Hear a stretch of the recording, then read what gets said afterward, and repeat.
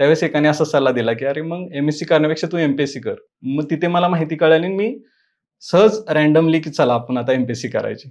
पण नक्की पदं काय आहे, त्याचा रोल काय आहे, त्याची सॅलरी काय आहे, ह्या गोष्टी का माहिती असाव्यात, तर आपलं तेवढी उर्मी लागते म्हणजे अभ्यास करताना. नाहीतर असं की चाललोय मी एम-पी-एस-सीचा अभ्यास करायला. पण बऱ्याच मुलांना इथे काहीच माहिती नाही कुठल्या पदाचं काय काम असतं. बऱ्याच म्हणजे पास होईपर्यंत तरी माहिती नसतं. मला सुद्धा बऱ्याच गोष्टी आत्ता कळतात इंटरव्ह्यू नंतर प्रेफरन्स देताना मी जेव्हा बोलतो अधिकाऱ्यांशी, तेव्हा मला कळतं की अरे, हे पद इतकं महत्त्वाचं आहे किंवा ह्या पदाच्या इतक्या जबाबदाऱ्या आहेत. तर हे सगळं मला वाटतं जर आधीच समजलं ना, तर आपण तेवढ्या इंटेन्सिटीने ह्या फील्डमध्ये उतरू शकतो असं मला वाटतं. आणि म्हणजे हा प्रवास सुरू झाला होता तो असाच झाला होता, की एम-पी-एस-सी करायची बाबा म्हणून. ओघाओघाने. ओघाओघाने सुरू झाला होता आणि सुरुवातीला आल्यानंतर थोडंसं त्यावेळेस फायनान्शियल सिच्युएशन एवढी चांगली नव्हती. आता चांगली आहे घरची सिच्युएशन.